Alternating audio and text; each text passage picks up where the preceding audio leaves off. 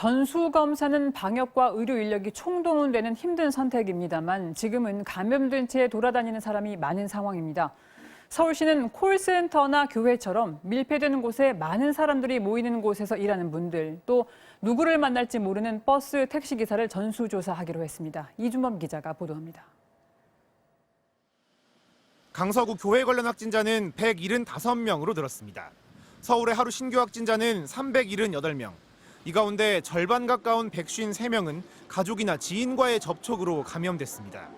이달 들어 증상이 없는데도 확진 판정을 받은 비율이 31%에 달하는 등 일상 감염이 심각한 상태입니다.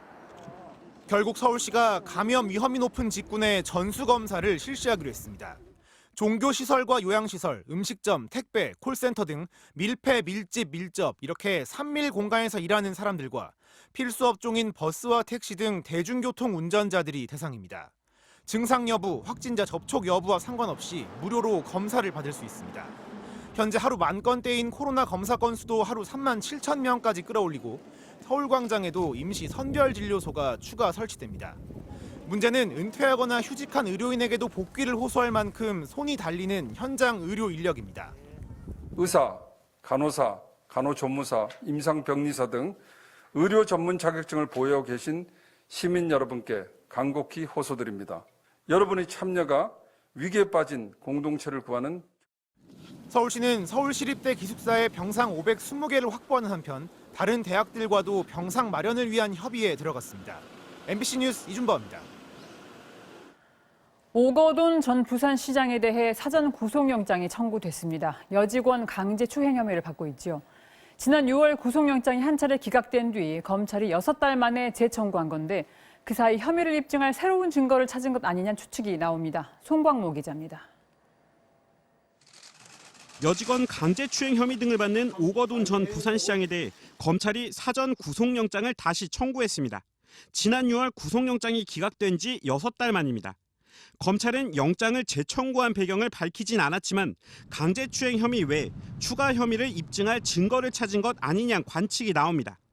검찰이 오 전 시장에 대해 강제추행 혐의로 구속영장을 처음 청구했을 당시 법원은 증거가 모두 확보돼 구속의 필요성이 없다며 영장을 기각했습니다.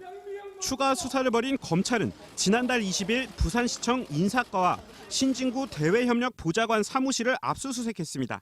당시 검찰은 강제추행 혐의에 대한 보강 수사와 함께 경찰이 무혐의로 결론 내린 사안을 다시 들여다본 것으로 전해졌습니다.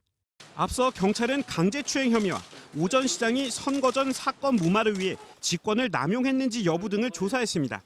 그러나 강제추행 혐의 외에는 범죄를 입증하지 못한 채 사건을 검찰에 넘겼습니다. 오 전 시장에 대한 영장 실질심사는 내일 오전 열릴 예정입니다. MBC 뉴스 송광모입니다. 윤석열 검찰총장에 대한 징계를 놓고 날선 공방을 해오던 법무부와 대검의 대립은 문재인 대통령이 윤 총장에 대한 징계안을 제거하면서 일단 마무리됐습니다. 문 대통령은 임명권자로서 무거운 심정이라며 검찰이 바로 서는 계기가 되길 바란다는 입장을 밝혔습니다. 추미애 장관은 징계안 설명과 함께 자신의 사의도 표명했습니다. 이정신 기자입니다. 문재인 대통령은 어제 저녁 6시 반 윤석열 검찰총장에 대한 징계 결과를 추미애 법무장관으로부터 보고받은 뒤 징계 제청안을 최종 제거했습니다. 징계위 의결 14시간 만입니다. 이로써 정직 2개월이라는 윤 총장의 징계는 최종 확정됐고 곧바로 집행됐습니다.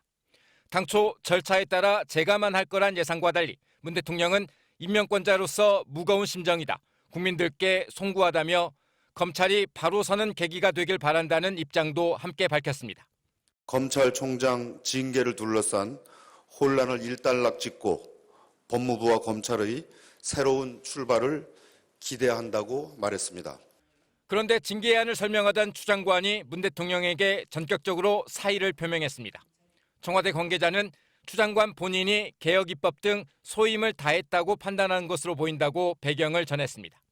문 대통령은 추 장관이 아니었다면 공수처 설치 등 권력기관 개혁은 불가능했을 것이라면서도 사의에 대해선 수리 가능성을 열어뒀습니다.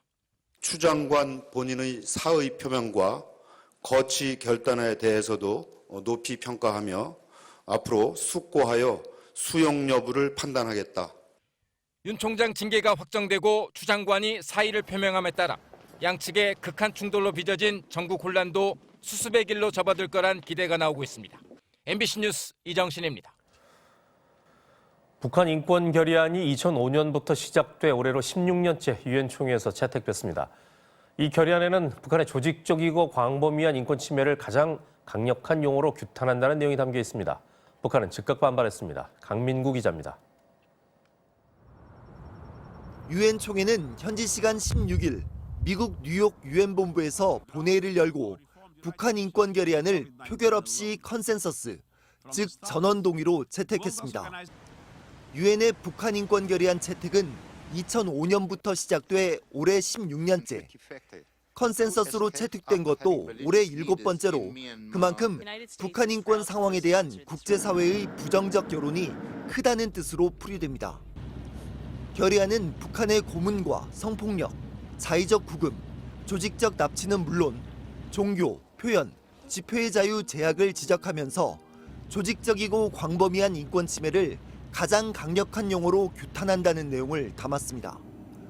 또 북한 인권 상황의 국제형사재판소 회부와 가장 책임 있는 자들에 대한 추가 제재 고려를 유엔 안전보장이사회에 권고했습니다. 특히 코로나19가 빠르게 악화할 가능성이 있는 북한의 인도주의적 상황에 깊은 우려를 표한다는 내용도 추가됐습니다. 이번 결의안은 유럽연합 주도로 미국과 일본 등 58개 회원국이 공동 제안국으로 참여했고 우리나라는 2년 연속 공동 제안국에선 빠졌지만 컨센서스에는 동참했습니다. 김성 주 유엔 북한 대사는 결의안 내용은 쓰레기 같은 탈북자들이 지어낸 날조된 정보로 소위 레짐 체인지의 구실로 악용하려는 적국들의 공격 도구라고 강하게 반발했습니다. MBC 뉴스 강민구입니다. 윤미향 의원의 저녁 모임 사진은 공인조차도 거리두기에 얼마나 둔감해졌는지 잘 보여주는 사례였습니다. 결국 민주당이 논란이 가라앉지 않자 이대로 지나갈 수 없다는 판단을 내렸다며 엄중 경고 처분을 내렸습니다. 조명아 기자입니다. 민주당은 최고위원회의를 마친 뒤 윤미향 의원을 엄중 경고 조치했습니다. 당이 앞장서 방역에 솔선수범해야 할 상황에서 사진 한 장으로 파문을 일으킨 행동을 그냥 지나칠 수 없다는 판단을 내린 겁니다. 코로나 국면에서 국민들에게 실망을 주는 행위다라고 판단을 하고 공개적으로 사무총장을 통해서 경고하기로 그렇게 결정을 했습니다. 앞서 지난 7일 윤 의원은 지인들과 와인을 마시는 사진을 SNS에 올렸습니다. 일본군 위안부 피해자 기로녹 할머니의 생신을 기념하는 조촐한 자리였다고 설명했지만 정작 길할머니는 없는 상황에서 마스크도 쓰지 않은 채 건배를 하는 모습이 공개되자 거센 비판이 일었습니다. 마침 사회적 거리두기가 2.5단계로 격상된 날로 윤미향 의원실은 다 함께 잠시 멈춰달라는 글을 SNS에 올린 상태였습니다. 경고를 전달받은 윤 의원은 부적절한 행동이었음을 인정하면서 언행에 유의하겠다고 답한 것으로 알려졌습니다. 야당은 여론이 악화되자 어쩔 수 없이 내린 결정이 경고냐고 비판하면서 윤 의원의 의원직 사퇴까지 촉구했습니다. 대한민국이 이렇게 모두 멈춘 이 시기에 국회의원이라는 사람이 한가롭게 와인잔을 부딪히며 파티를 했습니다. 한편 민주당은 최근 중대재해기업처벌법과 낙태죄 문제를 두고 정의당과 충돌한 김남국 양이원영 의원에 대해서도 주의를 주기로 했습니다. 김 의원은 낙태죄 공청회 발언을 비판한 정의당 대변인에게 조치하지 않으면 정의당을 돕지 않겠다는 취지로 말했고 양이 의원은 무제한 토론 종결투표에 정의당이 불참한 걸 두고 중대재해법 촉구를 위한 단식이 진심이냐고 말해 논란을 빚었습니다. MBC 뉴스 조명아입니다.